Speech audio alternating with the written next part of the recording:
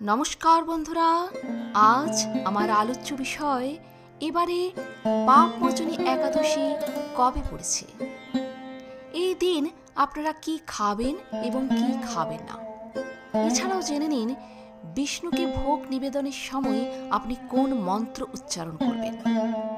এটি করলে নৈবেদ্য গৃহীত হয়, এর সাথে জীবনে সুখ ও শান্তি আসে।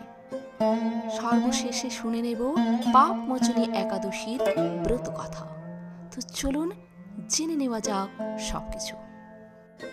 প্রতি বছর চৈত্র মাসের একাদশী তিথিতে পাপমোচনী একাদশীর উপবাস পালন করা হয়। এই বছর এটি 25শে মার্চ পড়েছে। বিশ্বাস করা হয় যে এই উপবাস পালনকারী ভক্তরা প্রতিটি ক্ষেত্রে সাফল্য লাভ করেন।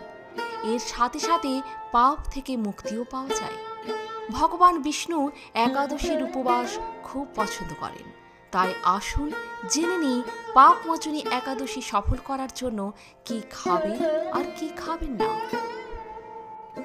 পাপমোচনী একাদশীতে উপবাসকারী ভক্তরা দুধ, দই, ফল, শরবত, সাবু, বাদাম, নারকেল, মিষ্টি আলু, মরিচ, শিলা লবণ, রাজগীরের আটা ইত্যাদি খেতে পারেন। একই সাথে উপবাসকারী ব্যক্তিকে নিশ্চিত করতে হবে যে তিনি নারায়ণ পুজো করার পরই কিছু খান। এছাড়াও প্রসাদ প্রস্তুত করার সময় বিশুদ্ধতার দিকে বিশেষ মনোযোগ দিন, যাতে উপবাসটি সফলভাবে সম্পন্ন করা যায়। এরপর জানিয়ে দেব কি খাওয়া উচিত নয়। যদি আপনি পাপমোচনী একাদশীতে উপবাস করেন, তাহলে আপনার খাবারের প্রতি পূর্ণ মনোযোগ দিন, কারণ এটি উপবাসকে সফল বা অসফল করার ক্ষেত্রে একটি গুরুত্বপূর্ণ ভূমিকা পালন করে। আসুন জেনে নিই কোন কোন খাবার আপনারা এড়িয়ে চলবেন। এই তিথিতে মাংস, অ্যালকোহল, পেঁয়াজ, রসুন, মশলা, তেল ইত্যাদি আমিষ খাবার এড়িয়ে চলা উচিত। এছাড়াও এই উপবাসে ভাত এবং লবণ এড়িয়ে চলাও উচিত। এমন পরিস্থিতিতে যদি আপনি এই উপবাস পালন করেন, তাহলে অবশ্যই এই সমস্ত বিষয় মনে রাখবেন। এরপর বলে দেব পাপমোচনী একাদশীতে শ্রীহরি বিষ্ণুকে অন্ন প্রদানের সময় এই মন্ত্রটি জপ করুন। তদিয়ং বাস্তু গোবিন্দ তুভ্যমেব সমর্পয়ে। এটি আপনি বিষ্ণুর সামনে জপ করুন। এটি করলে নৈবেদ্য গৃহীত হয়, এর সাথে জীবনে সুখ ও শান্তি আসে। এরপর পাঠ করে শোনাব পাপমোচনী একাদশীর ব্রত মাহাত্ম্য। যুধিষ্ঠির শ্রীকৃষ্ণকে বললেন, হে জনার্দন, চৈত্র মাসের কৃষ্ণপক্ষের একাদশীর নাম ও মাহাত্ম্য কৃপা করে আমাকে বলুন। শ্রীকৃষ্ণ বললেন, হে ধর্মরাজ যুধিষ্ঠির, আপনি ধর্ম বিষয়ক প্রশ্ন করেছেন। এই একাদশী সকল পাপ থেকে নিস্তার বা মোচন করে বলে এই পবিত্র একাদশী তিথি পাপমোচনী নামে প্রসিদ্ধ। রাজা মানধাতা একবার লোমশ মুনিকে এই একাদশীর কথা জিজ্ঞাসা করেছিলেন। তার বর্ণিত সেই বিচিত্র উপাখ্যানটি আপনার কাছে বলছি, আপনি মনোযোগ দিয়ে শ্রবণ করুন। প্রাচীনকালে অতি মনোরম চৈত্ররথ পুষ্প উদ্যানে মুনিগণ বহু বছর ধরে তপস্যা করতেন। একসময় মেধাবী নামে এক ঋষিকুমার সেখানে তপস্যা করছিলেন। মঞ্জুষা নামে এক সুন্দরী তপস্যা তাকে বশীভূত করতে চাইল, কিন্তু ঋষির অভিশাপের ভয়ে সেই আশ্রমের 2 মাইল দূরে অবস্থান করতে লাগলো। বীণা বাজিয়ে মধুর স্বরে সে গান করত।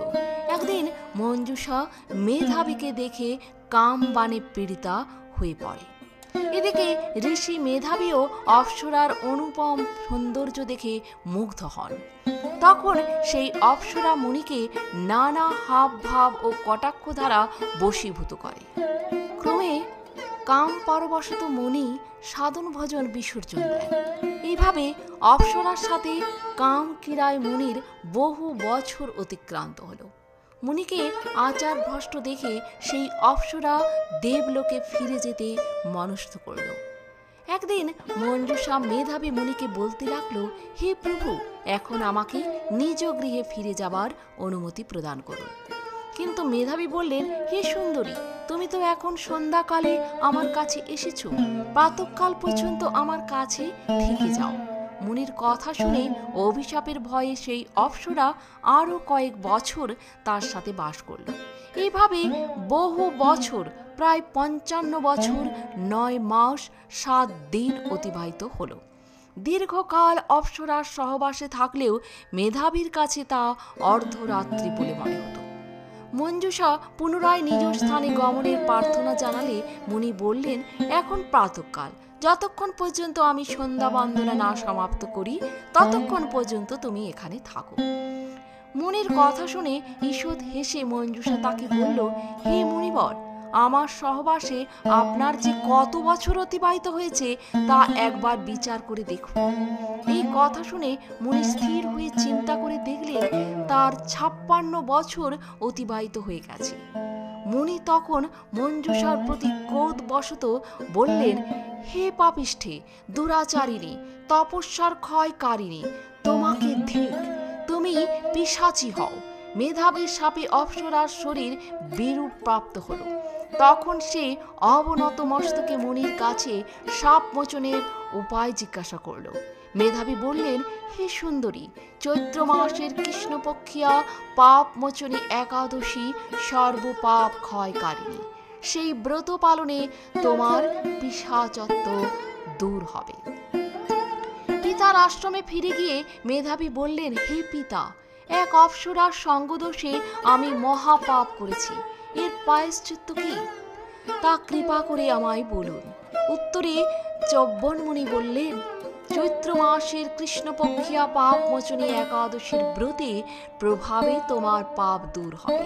পিতার উপদেশ শুনে মেধাবী সেই ব্রত ভক্তি ভরে পালন করল। তার সমস্ত পাপ দূর হল। পুনরায় তিনি তপস্যার ফল লাভ করলেন। মঞ্জুষাও এই ব্রত পালনের ফলে পিশাচত্ব থেকে মুক্ত হয়ে দিব্য দেহে স্বর্গে গমন করল।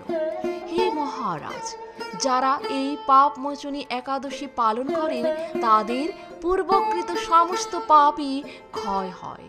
এই ব্রত কথা পাঠ ও শ্রবণে সহস্র গোদানের ফল লাভ হয়। আজ এ পর্যন্তই। ভালো থাকবেন, সুস্থ থাকবেন। যদি ভিডিওটি ভালো লাগে একটা লাইক অবশ্যই করবেন। আর আপনি যদি নতুন এসে থাকেন আমার চ্যানেলটিকে সাবস্ক্রাইব করে পাশে থাকবেন। হরে কৃষ্ণ।